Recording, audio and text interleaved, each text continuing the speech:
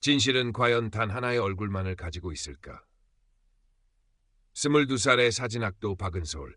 엘리에게 그 질문은 오래된 필름 카메라의 셔터 소리처럼 익숙하면서도 매번 새로운 고민을 안겨주는 화두였다. 쌀쌀한 바람이 옷깃을 파고들던 초가을의 서울. 엘리는 졸업작품 프로젝트 순간의 진실, 가려진 서울의 얼굴들에 온 정신을 쏟고 있었다. 그녀의 낡은 파란색 방수 재킷 주머니에는 언제나 작은 수첩과 펜, 그리고 목에는 할아버지에게 물려받은 수동 카메라가 걸려 있었다. 세상을 향한 그녀만의 창이자 때로는 방패가 되어주는 물건들이었다. 그날도 엘리는 렌즈를 통해 세상을 담고 있었다. 복잡하게 얽힌 전선들 아래로 바삐 움직이는 사람들, 빛바랜 간판들 사이로 피어나는 이름 모를 들꽃, 그리고 그 모든 것을 무심하게 내려다보는 회색빛 하늘까지. 그녀는 특히 틀에 박힌 이미지 뒤에 숨겨진 날 것 그대로의 표정을 포착하고 싶어 했다. 권위적인 제복 속에 가려진 인간적인 고뇌, 화려한 도시의 이면에 소외된 그림자 같은 것들 말이다. 광화문 광장, 세종대왕 동상 아래는 평일 낮임에도 불구하고 다양한 사람들로 붐볐다. 관광객들의 들뜬 목소리와 카메라 셔터 소리, 비둘기들의 푸드덕거림 사이로 한쪽 구석에서 묵묵히 그림을 그리고 있는 노인이 엘리의 시선을 사로잡았다. 김철수 씨. 자신을 그렇게 소개한 그는 예순을 바라보는 퇴역 군인이자 거리 화가였다. 그의 깊게 팬 주름과 그늘진 눈빛 속에는 쉬이 짐작하기 어려운 세월의 무게가 담겨 있었다. 엘리는 조심스럽게 다가가 말을 걸었고 그는 의외로 순순히 인터뷰에 응해주었다. 그의 스케치북에는 전쟁의 상흔과 도시의 고독, 그리고 작지만 강인한 생명력들이 거친 목탄 선으로 그려져 있었다. 사진이라 좋은 거지, 순간을 잡아두는 거니까. 하지만 말이야, 아가씨, 때로는 그 순간이라는 게 전부가 아닐 수도 있어. 보이는 게 다가 아니란 소리야. 김철수 씨는 담배 연기를 허공에 흩뿌리며 무심한 듯 말했다. 그의 말은 엘리의 가슴속에 작은 파문을 일으켰다. 어쩌면 자신이 찾고 있는 진짜 서울의 얼굴 역시 단편적인 순간 너머에 존재하는 것일지도 몰랐다. 며칠 후 엘리는 경복궁으로 향했다. 수문장 교대식은 이미 끝났지만 굳건히 자리를 지키고 서 있는 수문장들의 모습은 그 자체로 강렬한 피사체였다. 붉고 푸른 전통 복장, 날카로운 눈빛으로 정면을 응시하는 그들의 모습은 마치 시간을 거슬러 올라간 듯한 착각을 불러일으켰다. 엘리는 그들의 정형화된 이미지를 깨고 싶었다. 엄격한 규율 속에 숨겨진 찰나의 흔들림 혹은 인간적인 고뇌 같은 것을 포착하고 싶었다. 그녀는 숨을 죽인 채 카메라 셔터를 눌렀다. 육중한 광화문을 배경으로 서 있는 수문장들. 그 중에서도 유독 눈에 띄는 한 사람이 있었다. 다른 이들보다 조금 더 다부진 체격에 유난히 날카로운 눈매를 가진 남자. 그의 계급장은 이강민 하사라고 말해주고 있었다. 엘리는 좀 더 좋은 구도를 잡기 위해 그리고 그의 얼굴에 드리워진 그림자를 피하기 위해 무의식적으로 한 걸음 그리고 또 한 걸음 앞으로 다가갔다. 관광객 통제선으로 그어진 희미한 노란색 선이 발밑에 있다는 것을 인지하지 못한 채였다. 어쩌면 아주 잠깐이라도 그의 엄숙한 표정 뒤에 숨겨진 다른 감정을 읽어낼 수 있을지도 모른다는 순수한 호기심이었을까. 그녀는 자신도 모르게 입을 열었다. 오늘 날씨가 참 좋네요. 혹시 아주 잠깐만 미소 지어주실 수 있나요? 정말 짧게라도. 엘리의 목소리는 생각보다 크게 울렸다. 주변의 웅성거림이 순간 잦아들고 몇몇 관광객의 시선이 그녀에게로 향했다. 정적. 그리고 그 정적을 깨고 얼음장처럼 차가운 목소리가 엘리의 귓전을 때렸다. 지금 뭐 하는 겁니까? 이강민 하사였다. 그의 얼굴은 분노로 일그러져 있었고 조금 전까지 정면을 향해 고정되어 있던 눈빛은 이제 엘리를 향해 불꽃처럼 타오르고 있었다. 엘리는 온몸이 굳어지는 것을 느꼈다. 심장이 방망이 질치기 시작했다. 여기가 어디라고 함부로 선을 넘어 들어옵니까? 그리고 근무 중인 군인에게 지금 무슨 말을 하는 겁니까? 그의 목소리는 낮고 위압적이었으며 한 음절 한 음절에 날카로운 경멸감이 실려 있었다. 엘리는 당황해서 어쩔 줄을 몰랐다. 죄송합니다. 저는 그냥 사진을 찍으려고. 사진? 여기가 당신 놀이터인 줄 압니까? 규정 위반입니다. 당장 카메라 1위 내놓으십시오. 이 하사는 한 걸음 더 다가서며 손을 내밀었다. 그의 눈빛은 엘리가 가진 작은 카메라를 마치 위험한 무기라도 되는 듯 쏘아보고 있었다. 카메라는 왜? 저는 정말 나쁜 뜻이 아니었어요. 그냥 너무 멋있으셔서. 엘리의 목소리가 기어들어갔다. 주변의 시선이 따갑게 느껴졌다. 몇몇 사람들은 스마트폰을 꺼내 이 상황을 촬영하기 시작했다. 수치심과 공포감이 동시에 밀려왔다. 멋있어. 지금 장난하는 겁니까? 국가의 중요 시설을 경비하는 군인에게 할 소리, 못할 소리가 있지. 당신 이름이 뭐고 소속이 어딥니까? 이 하사는 엘리를 범죄자 취조하듯 몰아세웠다. 그의 태도는 엘리가 저지른 사소한 실수에 비해 터무니없이 강압적이었다.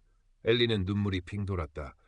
저는 박은솔이라고 하고 그냥 대학생이에요. 사진학과.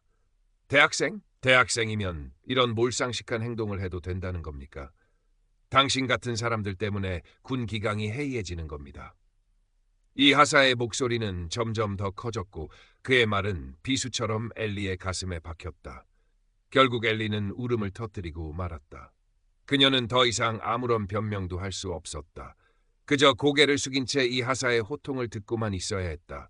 그의 분노는 좀처럼 가라앉을 기미를 보이지 않았다. 한참 동안 훈계를 늘어놓던 그는 마지막으로 다시는 이런 곳에 얼씬도 하지 마십시오. 알겠습니까? 라는 경고와 함께 엘리를 내쫓듯 손짓했다. 엘리는 거의 도망치듯 그 자리를 벗어났다. 렌즈 너머로 보이던 세상의 아름다움은 온데간데 없었다. 차갑고 냉혹한 현실만이 그녀의 온몸을 짓누르는 듯했다. 손에 쥔 카메라는 그 어느 때보다 무겁게 느껴졌다.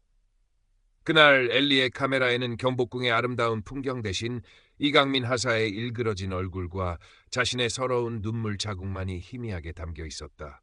며칠 동안 엘리는 무기력감에 빠져 지냈다. 셔터를 누를 의욕도 렌즈를 닦을 힘도 없었다. 이강민 하사의 모욕적인 언사와 차가운 눈빛이 자꾸만 떠올라 밤잠을 설치기 일쑤였다. 자신이 저지른 실수는 분명했지만 그토록 심한 질책과 모욕을 당해야 할 정도였는지는 의문이었다. 대학생이면 이런 몰상식한 행동을 해도 되냐던 그의 말은 마치 그녀의 존재 자체를 부정하는 것처럼 느껴졌다. 카메라에 담긴 그날의 사진들을 차마 다시 볼 용기가 나지 않았다. 졸업작품에 대한 고민도 깊어졌다. 가려진 서울의 얼굴들이라니. 정작 자신은 한 개인의 권위적인 모습 앞에서 속수무책으로 무너져 내리지 않았던가. 진실을 담아내겠다는 거창한 포부는 우스꽝스러운 자기 기만처럼 느껴졌다. 그러던 어느 날 엘리는 다시 광화문 광장을 찾았다. 특별한 목적이 있었던 것은 아니었다. 그저 답답한 마음을 조금이나마 해소하고 싶었을 뿐이다. 그리고 그곳에서 다시 김철수 씨를 만났다. 그는 여전히 같은 자리에서 그림을 그리고 있었다. 엘리는 한참을 망설이다가 그에게 다가가 조심스럽게 며칠 전 경복궁에서 있었던 일을 털어놓았다. 김철수 씨는 말없이 엘리의 이야기를 들어주었다. 그의 얼굴에는 어떤 놀라움이나 비난의 기색도 없었다. 그저 깊은 눈으로 엘리를 바라볼 뿐이었다. 이야기가 끝나자 그는 한숨과 함께 입을 열었다. 힘들었겠구먼. 그의 목소리는 낮고 차분했다. 군대라는 곳이 원래 그런 면이 있지. 규율, 명령, 복종, 그게 전부인 것처럼 돌아가는 세상이니까. 특히나 제복을 입고 완장을 차면 자기가 뭐라도 된 것처럼 착각하는 사람들이 덜어 있어. 그는 잠시 말을 끊고 담배를 꺼내 물었다. 나도 군 생활 오래 했지만 그런 놈들 때문에 신물난 적이 한두 번이 아니었지. 자네가 잘못한 게 없다는 건 아니야. 선을 넘은 건 사실이니까. 하지만 그 친구의 대응은 분명 과했어. 그건 규율을 지키려는 게 아니라 그저 자기 힘을 과시하고 싶었던 것뿐일지도 몰라. 엘리는 김철수 씨의 말에서 작은 위안을 얻었다. 누군가 자신의 이야기를 들어주고 자신의 감정을 이해해준다는 것만으로도 큰 힘이 되었다. 하지만 아가씨, 세상은 그렇게 만만하지 않아. 그런 부당함에 맞서 싸우는 건 계란으로 바위치기일 수도 있어. 특히나 상대가 조직이라면 더더욱. 김철수 씨는 걱정스러운 눈빛으로 엘리를 바라보았다. 그 친구 아마 보통 내기가 아닐 거야. 그런 식으로 사람을 몰아세우는 건 뭔가 믿는 구석이 있다는 뜻이거든. 그의 말은 엘리에게 용기를 주면서도 동시에 현실적인 어려움을 깨닫게 했다. 이강민 하사의 행동은 단순한 개인의 일탈이 아닐 수도 있었다. 그 뒤에는 더 큰 조직의 논리와 힘이 작용하고 있을지도 모른다는 생각에 엘리는 다시 한번 가슴이 답답해져 왔다. 그럼 저는 어떻게 해야 할까요? 엘리가 힘없이 물었다. 김철수 씨는 잠시 하늘을 올려다보더니 천천히 말했다. 그건 자네가 선택할 문제야. 잊어버리고 살아갈 수도 있고 아니면 자네만의 방식으로 그 부당함을 기록하고 알릴 수도 있겠지. 사진이든 글이든. 하지만 어떤 선택을 하든 그 결과는 오롯이 자네가 감당해야 할 몫이라는 걸 잊지 말게. 아니, 그보다 먼저 이강민 하사의 부당한 처사를 세상에 알려야 하는 것은 아닐까. 하지만 김철수 씨의 말처럼 그 결과는 예측하기 어려웠다. 어쩌면 더 큰 어려움에 직면하게 될지도 몰랐다. 엘리는 며칠을 고민했다. 잠 못 이루는 밤이 계속되었고 입맛도 없었다. 그녀는 자신이 찍었던 그날의 사진들을 조심스럽게 열어보았다. 이강민 하사의 얼굴은 분노로 일그러져 있었고 그 눈빛은 여전히 섬뜩했다. 하지만 그 사진들 속에는 공포에 질려 울먹이는 자신의 모습도 함께 담겨 있었다. 그 순간의 굴욕감과 무력감이 다시금 생생하게 되살아났다. 이대로 넘어갈 수는 없어. 엘리는 마음속으로 되뇌었다. 이것은 단순히 개인적인 불쾌감을 넘어선 문제였다. 한 개인의 오만한 권력 남용이었고 어쩌면 더 많은 사람들이 비슷한 경험을 했을지도 모를 일이었다. 결심을 굳힌 엘리는 며칠 후 다시 카메라를 들고 거리로 나섰다. 이번에는 경복궁이 아니었다. 덕수궁 돌담길 혹은 국회의사당 주변처럼 권위와 질서가 상징적으로 드러나는 장소들을 찾아다녔다. 혹시라도 이강민 하사와 비슷한 방식으로 시민들에게 고압적인 태도를 보이는 다른 공권력의 모습을 포착할 수 있을까 하는 생각에서였다. 그리고 며칠 뒤 엘리는 우연히 덕수궁 근처에서 순찰을 돌고 있는 이강민 하사를 다시 마주치게 되었다. 그는 여전히 위압적인 자세로 주변을 살피고 있었고 마침 길을 잃은 듯 두리번거리는 외국인 관광객에게 필요 이상으로 딱딱하고 불친절하게 대하는 모습을 목격했다. 그 관광객은 영어로 무언가를 묻고 있었지만 이 하사는 짧게 한국어로 쏘아붙이고는 그대로 지나쳐 버렸다. 그 모습은 엘리가 겪었던 일과 정확히 겹쳐 보였다. 그의 행동은 일회성이 아니었던 것이다. 엘리는 조용히 그 장면을 카메라에 담았다. 이번에는 그의 얼굴이 명확하게 나오지는 않았지만 그의 제복과 특유의 자세 그리고 당황하는 관광객의 모습은 충분히 상황을 짐작하게 할 만했다. 엘리는 이강민 하사의 행동이 단순한 성격 문제가 아니라 어쩌면 그가 속한 조직 전체의 문제일 수도 있다는 확신을 갖게 되었다. 그리고 자신과 같은 경험을 한 사람이 더 있을지도 모른다는 생각에 이르렀다. 그날 밤 엘리는 자신의 작은 블로그와 학교 익명 게시판에 글을 올리기로 결심했다. 이강민 하사의 실명을 거론하지는 않았지만 자신이 겪었던 일과 덕수궁에서 목격한 장면을 최대한 객관적이고 담담하게 서술했다. 그리고 자신이 찍었던 사진 몇 장을 함께 첨부했다. 얼굴이 명확히 드러나지 않도록 모자이크 처리를 하거나 상황을 암시하는 정도로만 편집했다. 글의 마지막에는 이렇게 덧붙였다. 저는 이것이 단지 저 개인의 불행한 경험으로 끝나지 않기를 바랍니다. 혹시 저와 비슷한 경험을 하신 분이 계시다면 용기를 내어 목소리를 내주시길 부탁드립니다. 작은 목소리들이 모이면 세상을 조금이나마 바꿀 수 있다고 믿습니다. 글을 올리고 난 뒤 엘리는 두려움과 설렘이 뒤섞인 복잡한 감정에 휩싸였다. 과연 이 작은 외침이 어떤 파장을 불러일으킬 수 있을까? 엘리의 예상과 달리 그녀의 게시물은 생각보다 빠르게 퍼져나가기 시작했다. 처음에는 학교 익명 게시판에서 몇몇 동조하는 댓글이 달리는 정도였다. 나도 비슷한 경험 있다. 그런 사람들 꼭 있다. 용기 내줘서 고맙다 같은 내용들이었다. 하지만 누군가가 엘리의 글을 더 큰 온라인 커뮤니티로 옮기면서 상황은 달라졌다. 하루 이틀 사이에 엘리의 글은 여러 소셜미디어를 통해 공유되었고 댓글과 조회수가 폭발적으로 늘어났다. 특히 경복궁 수문장 갑질 논란이라는 자극적인 제목이 붙으면서 사람들의 관심은 더욱 집중되었다. 엘리가 올린 사진 속 인물이 이강민 하사라는 것을 특정하는 댓글들도 나타나기 시작했다. 저 사람 나도 본 적 있어. 엄청 쌀쌀맞던데. 군인이면 다인가? 시민한테 저런 식으로 대하는 건 아니지. 사진 보니까 딱 알겠네. 저번에 나한테도 소리 지르던 그 사람. 유사한 경험을 했다는 증언들이 쏟아져 나왔다. 어떤 이는 이 하사에게 불필요한 신분증 검사를 당했다고 했고, 어떤 이는 길을 물었을 뿐인데 면박을 당했다고도 했다. 물론 군인은 규율을 지켜야 한다, 오해일 수도 있다는 신중론도 있었지만, 대체적인 여론은 이강민 하사의 행동을 비판하는 쪽으로 기울고 있었다. 몇몇 소규모 온라인 매체에서는 이 사건에 관심을 보이며 엘리에게 인터뷰를 요청하기도 했다. 엘리는 이런 상황 변화에 어리둥절하면서도 한편으로는 두려움을 느꼈다. 자신의 작은 글 하나가 이렇게 큰 파장을 일으킬 줄은 몰랐다.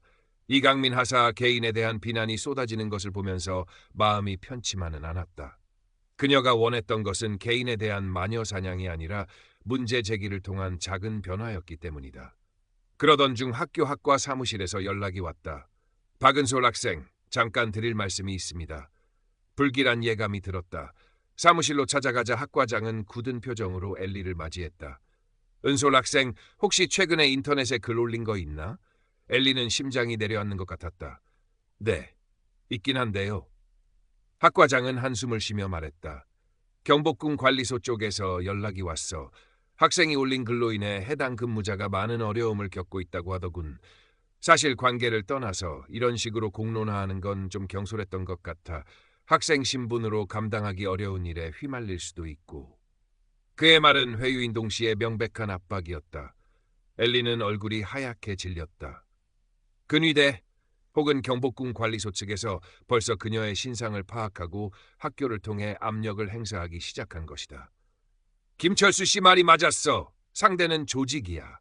엘리는 공포감에 휩싸였다. 학과장은 엘리에게 글을 내리고 조용히 사과하는 것이 어떻겠냐고 권유했다. 졸업을 앞둔 학생이 괜한 일에 휘말려 불이익을 당할 수도 있다는 걱정 섞인 말도 덧붙였다. 엘리는 아무 대답도 하지 못하고 고개를 숙였다. 거대한 벽 앞에 선 듯한 절망감이 그녀를 덮쳤다. 학과 사무실을 나온 엘리의 발걸음은 천근만근 무거웠다. 두려움이 온몸을 감쌌다. 이강민 하사 개인을 넘어 보이지 않는 거대한 조직이 자신을 옥죄어오는 듯한 압박감에 숨이 막힐 지경이었다. 그를 내려야 할까? 이대로 굴복하고 사과해야 할까? 하지만 그렇게 한다면 자신의 용기는 한순간에 치기 어린 행동으로 전락하고 말 것이었다. 자신과 비슷한 경험을 했던 다른 사람들의 목소리도 함께 묻혀버릴 터였다. 엘리는 괴로운 마음으로 광화문 광장을 찾았다. 혹시나 하는 마음에 김철수 씨가 있던 자리를 둘러보았지만 그의 모습은 보이지 않았다. 실망감과 함께 더욱 깊은 고독감이 밀려왔다. 혼자서는 이 싸움을 감당할 수 없을 것 같았다. 그때 누군가 엘리의 어깨를 톡톡 두드렸다. 돌아보니 김철수 씨였다. 그는 평소와 다름없이 스케치북과 목탄을 들고 있었지만 그의 눈빛은 그 어느 때보다 진지해 보였다. 아가씨, 얼굴이 안 좋아 보이는군. 무슨 일 있었나? 엘리는 울먹이며 학교에서 있었던 일과 자신이 느끼는 두려움을 털어놓았다. 김철수 씨는 묵묵히 듣고 있다가 엘리의 이야기가 끝나자 낮은 목소리로 말했다. 그럴 줄 알았지. 그놈들 원래 그런 식으로 일을 처리하니까 겁주고 회유하고 찍어 누르고. 그의 얼굴에 씁쓸한 미소가 떠올랐다. 하지만 아가씨, 여기서 물러서면 안 돼. 자네가 시작한 일이야. 그리고 자네 혼자만의 일도 아니고. 그는 엘리의 블로그 글과 사람들의 반응을 이미 알고 있는 듯했다. 봤어. 자네 글 읽고 용기 낸 사람들 많더군. 이제 와서 자네가 입을 닫아버리면 그 사람들은 뭐가 되겠나? 김철수 씨의 말은 엘리에게 큰 울림을 주었다. 혼자가 아니었다. 자신의 작은 목소리에 귀 기울여주고 함께 분노하고 지지해주는 사람들이 있었다. 비록 얼굴도 이름도 모르는 사람들이지만 그들의 존재는 엘리에게 다시 한번 용기를 불어넣어 주었다. 두려운 거 알아. 하지만 두려움보다 더 무서운 건 부당함에 침묵하는 거야. 그건 결국 자기 자신을 부정하는 거니까. 김철수 씨는 엘리의 어깨를 다독였다. 내가 뭐 큰 힘은 못 되겠지만 옆에 있어 줄 수는 있네. 그리고 자네 글을 보고 연락해온 사람들도 몇몇 있는 것 같던데 한번 만나보는 건 어떤가? 실제로 엘리의 블로그 비밀 댓글이나 메일로 몇몇 사람들이 조심스럽게 연락을 해왔다. 자신도 비슷한 경험이 있다며 혹시 도울 일이 있다면 함께하고 싶다는 내용이었다. 엘리는 그동안 두려움 때문에 그 연락들을 외면하고 있었다. 엘리는 김철수 씨의 말에 용기를 얻어 그들에게 답장을 보내기로 했다. 작은 카페에서 만나기로 약속을 잡았다. 약속 장소에는 엘리와 비슷한 또래의 여성 2명과 중년 남성 1명이 나와 있었다. 그들 역시 과거 이강민 하사나 다른 근무자들에게 부당한 대우를 받았던 경험이 있었다. 그들은 엘리의 용기에 감사하며 함께 이 문제를 공론화하고 싶다고 말했다. 작은 연대가 시작되고 있었다. 엘리는 더 이상 혼자가 아니었다. 엘리는 김철수 씨와 새로 만난 사람들의 지지 속에서 다시 힘을 얻었다. 학교 측의 압박은 여전히 부담스러웠지만 이제는 물러설 수 없다는 확신이 들었다. 그녀는 학과장에게 찾아가 자신의 입장을 단호하게 밝혔다. 그를 내릴 생각도 사과할 생각도 없다고. 그리고 이것은 개인적인 감정의 문제가 아니라 부당한 권력 남용에 대한 정당한 문제 제기라고 말했다. 학과장은 난감한 표정을 지었지만 더 이상 엘리를 압박하지는 못했다. 엘리와 지지자들은 함께 앞으로 어떻게 행동할지 논의했다. 그들은 이 문제를 단순히 한 개인의 일탈로 치부할 것이 아니라 왕실 수문장 운영 시스템 전반의 문제, 나아가 공권력 남용의 한 단면으로 보고 접근하기로 했다. 우선 각자의 경험을 상세히 정리하여 공식적으로 국가인권위원회나 관련 시민단체에 민원을 제기하기로 했다. 또한 엘리가 찍었던 사진과 영상, 그리고 다른 피해자들의 증언을 모아 좀 더 공신력 있는 언론사에 제보하는 방안도 고려했다. 가장 먼저 행동에 나선 것은 엘리 자신이었다. 그녀는 작은 피켓을 만들었다. 과도한 권위보다 시민 존중을, 제복 뒤에 숨은 폭력, 이제는 멈춰야 합니다 같은 문구들이 적혀 있었다. 그리고 다음 날 경복궁 광화문 앞으로 갔다. 많은 사람들이 오가는 그곳에서 그녀는 조용히 1인 시위를 시작했다. 긴장감에 손이 떨렸지만 엘리는 꿋꿋하게 피켓을 들고 서 있었다. 지나가는 사람들은 의아한 눈빛으로 그녀를 쳐다보았고 몇몇은 수군거리기도 했다. 관광객들은 신기한 듯 사진을 찍기도 했다. 예상했던 대로 얼마 지나지 않아 경비 담당자로 보이는 사람들이 다가와 시위를 제지하려 했다. 하지만 엘리는 합법적인 1인 시위임을 주장하며 물러서지 않았다. 그들의 실랑이를 지켜보던 시민들 중 일부가 엘리를 옹호하는 목소리를 내기 시작했다. 학생 말이 맞다. 뭘 잘못했다고 막느냐. 그때 김철수 씨가 나타나 엘리의 곁에 섰다. 그는 아무 말 없이 엘리와 함께 피켓을 들어주었다. 그의 등장은 엘리에게 큰 힘이 되었다. 잠시 후 엘리와 연락했던 다른 피해자들도 하나둘씩 모여들어 각자의 피켓을 들고 엘리의 곁을 지켰다.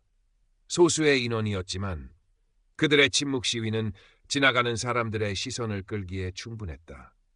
이강민 하사는 그날 근무가 아니었는지 모습을 보이지 않았다. 하지만 그가 속한 부대에서는 이 상황을 예의주시하고 있을 터였다. 엘리의 1인 시위는 몇몇 인터넷 언론을 통해 짧게 보도되기도 했다. 경복궁 앞, 한 대학생의 용기 있는 외침 같은 제목들이었다. 며칠 동안 엘리와 지지자들의 릴레이 1인 시위는 계속되었다. 그 과정에서 더 많은 사람들의 지지와 응원을 받기도 했고 때로는 차가운 시선과 비난에 직면하기도 했다. 하지만 그들은 멈추지 않았다. 그들의 작은 몸짓은 잔잔한 호수에 던져진 돌멩이처럼 조금씩 파문을 일으키고 있었다. 엘리의 용기 있는 행동과 지지자들의 연대는 예상보다 큰 반향을 불러일으켰다. 처음에는 작은 인터넷 매체들만 관심을 보였지만 1인 시위가 며칠간 지속되고 소셜미디어를 통해 그 모습이 확산되면서 점차 주류 언론에서도 이 문제를 주목하기 시작했다. 물론 대대적으로 보도된 것은 아니었지만 시민의 목소리 코너나 탐사보도 프로그램의 작은 아이템으로 다뤄지기도 했다. 특히 엘리가 처음 블로그에 올렸던 글과 사진, 그리고 덕수궁에서 추가로 촬영했던 영상은 중요한 증거 자료가 되었다. 다른 피해자들의 구체적인 증언들도 힘을 보탰다. 여론은 점차 수문장의 권위주의적 행동은 개선되어야 한다는 쪽으로 모아졌다. 이러한 분위기 속에서 경복궁 관리소와 수문장을 운영하는 관련 부처는 마지못해 공식적인 입장을 내놓았다. 최근 제기된 일부 수문장 근무자의 불미스러운 행동에 대해 유감스럽게 생각하며 자체 조사를 통해 사실관계를 확인하고 재발 방지 대책을 마련하겠다는 내용이었다. 그러나 이강민 하사에 대한 구체적인 언급이나 징계 여부는 밝히지 않았다. 그저 원론적인 수준의 사과와 약속에 그친 것이다. 엘리와 지지자들은 이 정도로는 부족하다고 생각했지만 거대한 조직을 상대로 이끌어낸 작은 변화라는 점에서는 의미가 있다고 받아들였다. 최소한 그들의 목소리가 무시당하지 않았다는 증거였기 때문이다. 시간이 흘러 졸업 시즌이 다가왔다. 엘리는 그동안의 경험과 고민을 담아 순간의 진실, 가려진 서울의 얼굴들, 수문장 시리즈라는 제목으로 졸업작품전을 준비했다. 그녀의 작품들은 단순히 수문장의 화려한 모습만을 담은 것이 아니었다. 차가운 규율 속에 가려진 인간적인 고뇌, 권위적인 제복 뒤에 숨겨진 폭력성, 그리고 그에 맞서는 평범한 시민들의 작은 용기들을 다양한 앵글과 기법으로 표현했다. 이강민 하사의 얼굴이 직접적으로 드러난 사진은 없었다. 대신 그의 위압적인 뒷모습, 차갑게 빛나는 칼끝, 굳게 담은 입술 같은 부분적인 이미지를 통해 그의 존재감을 암시했다. 그리고 그와 대비되는 엘리 자신의 흔들리는 시선, 겁에 질린 표정, 그럼에도 불구하고 무언가를 말하려는 듯한 눈빛을 담은 셀프 포트레이트도 함께 전시했다. 1인 시위를 하던 날의 사진들, 함께했던 사람들의 모습, 그리고 시민들의 다양한 반응들도 작품의 일부가 되었다. 엘리의 작품은 졸업작품전에서 큰 상을 받지는 못했다. 하지만 많은 관람객들의 발길을 사로잡았고 깊은 인상과 함께 다양한 질문을 던졌다. 어떤 이들은 불편함을 느끼기도 했고 어떤 이들은 뜨거운 공감을 표하기도 했다. 그녀의 사진들은 단순한 기록을 넘어 사회의 한 단면을 날카롭게 포착하고 문제의식을 던지는 예술의 힘을 보여주었다. 전시회 마지막 날 김철수 씨가 찾아왔다. 그는 엘리의 작품들을 한참 동안 말없이 둘러보더니 엘리에게 다가와 빙그레 웃으며 말했다. 잘 해냈어 아가씨. 자네 사진들 살아있구먼. 진짜 목소리가 들리는 것 같아. 그의 칭찬은 그 어떤 상보다 엘리에게 큰 의미로 다가왔다. 졸업 후 엘리는 작은 사진 스튜디오에 취직했지만 여전히 자신만의 작업을 이어갔다. 이강민 하사에 대한 공식적인 징계 소식은 들려오지 않았다. 다만 그가 한동안 수문장 근무에서 제외되었다거나 다른 부서로 전출되었다는 소문만 간간히 들려올 뿐이었다. 경복궁 수문장들의 태도가 이전보다 조금 부드러워졌다는 이야기도 있었지만 그것이 얼마나 지속될지는 알 수 없었다. 세상은 그렇게 쉽게 변하지 않는다는 것을 엘리는 깨달았다. 하지만 엘리는 좌절하지 않았다. 그녀의 카메라는 여전히 세상을 향해 있었고 그녀의 시선은 더욱 깊어졌다. 그녀는 이제 단순히 가려진 얼굴들을 포착하는 것을 넘어 그 얼굴들 뒤에 숨겨진 구조적인 문제들과 사회적 모순들을 들여다보려 노력했다. 그녀의 사진들은 때로는 날카로운 고발이 되기도 했고 때로는 따뜻한 위로가 되기도 했다. 김철수 씨는 여전히 광화문 광장에서 그림을 그렸다. 엘리는 가끔 그를 찾아가 이런저런 이야기를 나누곤 했다. 그는 엘리에게 든든한 정신적 지주이자 예술적 동반자였다. 그와의 대화는 엘리가 사진작가로서의 길을 잃지 않고 나아갈 수 있는 힘을 주었다. 어느덧 시간이 흘러 다시 가을이 찾아왔다. 엘리는 우연히 인터넷에서 이강민 하사의 근황을 접하게 되었다. 그는 여전히 군에 복무하고 있었지만 더 이상 수문장 관련 업무는 맡지 않고 있었다. 대신 후방에 한직으로 밀려나 있다는 짧은 글이었다. 그 글에는 그가 과거의 일로 인해 여전히 동료들 사이에서 곱지 않은 시선을 받고 있으며 승진에도 어려움을 겪고 있다는 내용도 포함되어 있었다. 엘리는 그 글을 읽고 복잡한 감정에 휩싸였다. 통쾌함보다는 오히려 씁쓸함이 더 컸다. 그녀가 원했던 것은 한 개인의 몰락이 아니었다.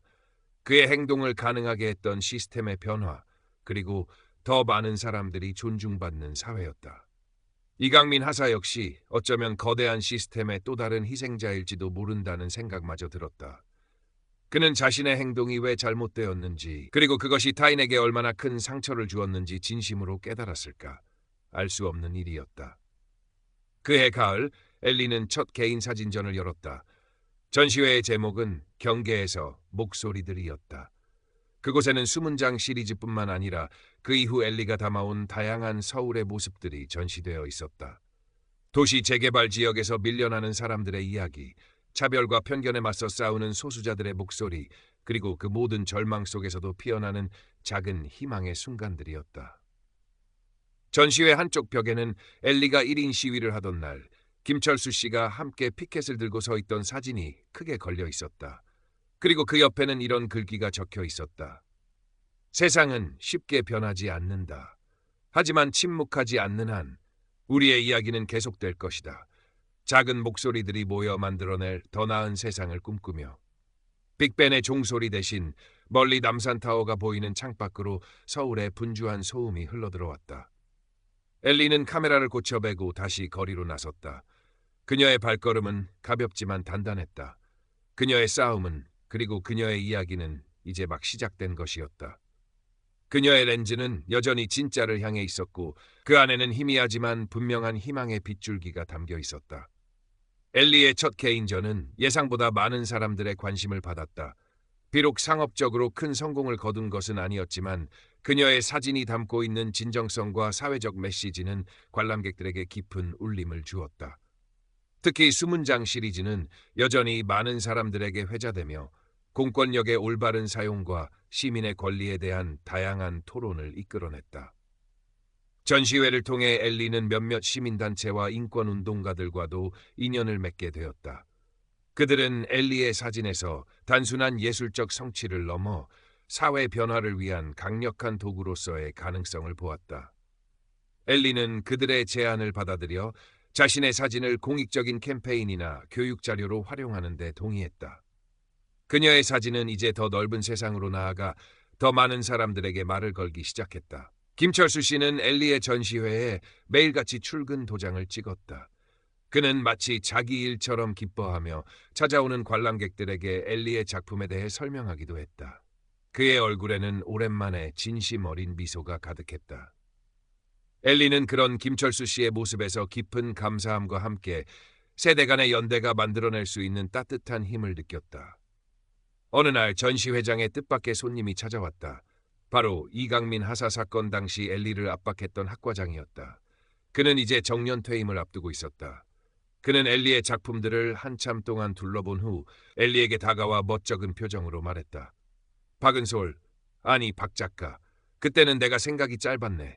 자네의 용기와 신념을 제대로 알아보지 못하고 그저 현실적인 어려움만을 걱정했지. 미안하네. 그리고 정말 대단하네. 그의 진심 어린 사과는 엘리에게 큰 위로가 되었다. 과거의 상처가 완전히 사라진 것은 아니었지만 이제는 그 기억을 좀 더 담담하게 받아들일 수 있게 된 것 같았다. 전시회가 끝나고 얼마 후 엘리는 한 통의 익명 편지를 받았다. 편지에는 이렇게 적혀 있었다. 박은솔 작가님께 작가님의 사진들을 보고 많은 것을 생각했습니다. 저는 과거에 제가 옳다고 믿는 방식대로 어쩌면 너무나 경직되고 강압적인 방식으로 제 임무를 수행했던 사람입니다. 그것이 누군가에게 큰 상처가 될 수 있다는 것을 미처 깨닫지 못했습니다. 작가님의 사진들은 저에게 거울과 같았습니다. 부끄러움과 함께 제 자신을 돌아보는 계기가 되었습니다. 진심으로 감사합니다. 그리고 죄송합니다. 편지에는 발신인이 누구인지 적혀 있지 않았지만 엘리는 직감적으로 그 편지가 누구로부터 온 것인지 알 수 있었다. 이강민 하사. 그 역시 자신만의 방식으로 반성하고 있었던 것이다. 엘리는 편지를 읽고 한동안 먹먹한 감정에 휩싸였다. 세상은 여전히 불완전하고 모순투성이지만 아주 조금씩이라도 변화의 가능성은 열려 있다는 것을, 그리고 진심은 언젠가 통할 수 있다는 것을 어렴풋이 느낄 수 있었다. 엘리는 그 편지를 소중히 간직했다. 그것은 그녀가 앞으로 나아가야 할 길 위에서 또 다른 용기와 희망의 증거가 되어줄 터였다. 그녀의 카메라는 이제 더욱 성숙하고 깊어진 시선으로 세상을 담아낼 준비가 되어 있었다. 서울의 하늘 아래 그녀의 이야기는 여전히 현재 진행형이었다. 몇 년의 시간이 더 흘렀다. 엘리는 이제 제법 이름이 알려진 다큐멘터리 사진작가가 되어 있었다. 그녀의 카메라는 여전히 사회의 가장 낮은 곳, 가장 어두운 구석을 향했지만 그 시선 속에는 절망보다는 희망을, 비판보다는 연대를 담으려는 노력이 깃들어 있었다. 그녀는 여러 차례 개인전을 열었고 몇몇 국제사진 공모전에서 수상하기도 했다. 하지만 그녀는 여전히 겸손했고 처음 사진을 시작했을 때의 순수한 열정을 잃지 않으려 했었다.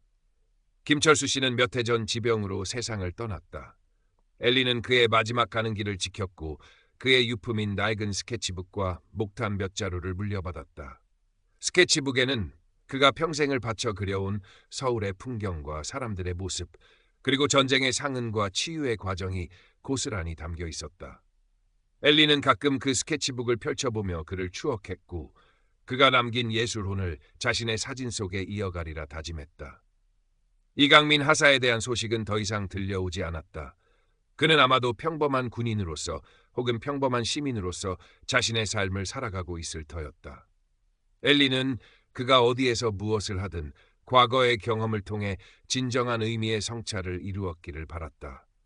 그리고 언젠가 아주 우연이라도 길 위에서 그를 다시 마주치게 된다면 이제는 서로에게 가벼운 목례 정도는 건넬 수 있는 사이가 되었으면 좋겠다고 생각했다. 어느 화창한 봄날, 엘리는 오랜만에 광화문 광장을 찾았다. 그곳은 여전히 많은 사람들로 붐볐고 다양한 목소리들이 공존하고 있었다. 세종대왕 동상 아래에서는 여전히 크고 작은 집회들이 열리고 있었고, 한쪽에서는 거리 예술가들이 자신의 재능을 펼쳐 보이고 있었다. 엘리는 문득 김철수 씨가 늘 앉아 그림을 그리던 자리를 바라보았다. 그곳에는 이제 다른 젊은 화가가 앉아 그림을 그리고 있었다.